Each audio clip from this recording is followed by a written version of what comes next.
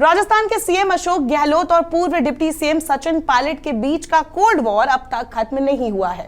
बीते दिनों अशोक गहलोत ने सचिन पायलट को मंत्री बनाने को लेकर सिफारिश करने की बात मानी थी। वहीं अब सचिन पायलट ने ईंट का जवाब पत्थर से दिया है, लेकिन प्यार से। सचिन पायलट ने अशोक गहलोत के बेटे वैभव गहलोत को लेकर बड़ा दावा किया है, जिन्होंने 2019 का लोकसभा चुनाव लड़ा था और उन्हें हार का सामना करना पड़ा था। अब इस दावे के बाद से ही चर्चा तेज हो गई है कि क्या राजस्थान सरकार में सब कुछ ठीक है। मुझे उसकी पैरवी करनी चाहिए और आला कमान, जैसे मैंने कहा, बहुत ज़्यादा इस पक्ष में नहीं थे कि सिंगल नाम आया है, सिटिंग चीफ मिनिस्टर है। लेकिन उस वक्त मैंने वैभव की पैरवी करी और मैंने दोनों राहुल जी, सोनिया जी को कहा, मैंने कहा मेरे कार्यकारिणी में काम किया है तो मैं समझता हूँ एक मौका मिलना चाहिए, क्योंकि उससे पहले भी कई बार टिकट की दावेदारी उन्होंने करी थी लेकिन पार्टी टिकट नहीं दे पाई थी। तो मैं नहीं चाहता था कि मेरे अध्यक्ष होते हुए, क्योंकि नए नए मुख्यमंत्री अशोक जी बने थे, तो उनके मनोबल को ठेस लगे, ऐसा नहीं मैं नहीं चाहता था। इसलिए मैंने पूरी पैरवी करी और सीसी के अंदर मैंने दोनों से, राहुल जी और सोनिया जी से कहा कि टिकट वैभव को मिलना चाहिए। वो चुनाव लड़े, हम चुनाव नहीं जीत सके, काफ़ी मार्जिन से हम चुनाव हारे। महारानी कॉलेज के कार्यक्रम में शिरकत करने पहुंचे कांग्रेस नेता सचिन पायलट युवाओं से चर्चा कर रहे थे। उन्होंने युवाओं को बताया कि कब, क्या और कैसे करें।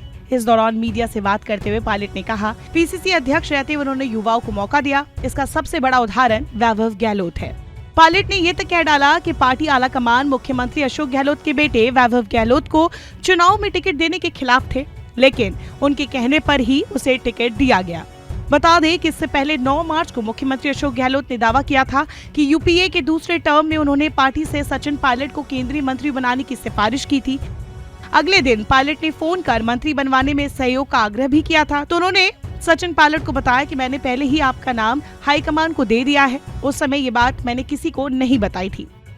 वैभव गहलोत ने 2019 का लोकसभा चुनाव जोधपुर से लड़ा था।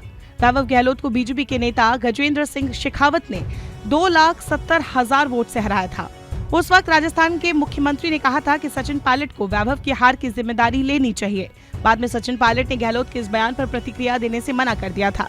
मुख्यमंत्री ने तब कहा था, पायलट साहब ने कहा था कि मेरा बेटा वैभव जोधपुर से बड़े अंतर से जीतेगा। इस लोकसभा क्षेत्र में हमारे 6 विधायक हैं और हमारा चुनावी प्रचार वहां शानदार था।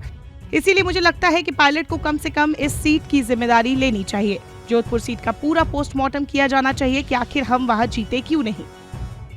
अभी के माहौल की बात करें तो राजस्थान के पूर्व डिप्टी सीएम सचिन पायलट खामोश हैं। 5 राज्यों में मिली चुनावी हार के बाद पायलट ने चुप्पी साध ली है।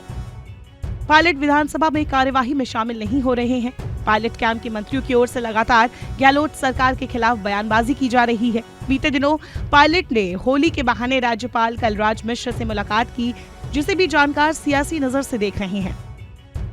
माना जा रहा है कि पायलट की खामोशी से राज्य की सियासत में फिर उथल पुथल का दौर शुरू हो सकता है। गहलोत सरकार पर सियासी संकट के बादल मंडरा सकते हैं। पिछले साल मंत्री पद से हटाए जाने के बाद से ही पायलट के हाथ खाली है। कांग्रेस आला कमान ने पायलट को कोई पद नहीं दिया है। हालांकि कैबिनेट के विस्तार में पायलट समर्थकों को प्रमुखता से जगह मिली है, लेकिन सवाल यह है कि क्या सचिन के लिए ये काफी है। नमस्कार, मैं हूं मानक गुप्ता।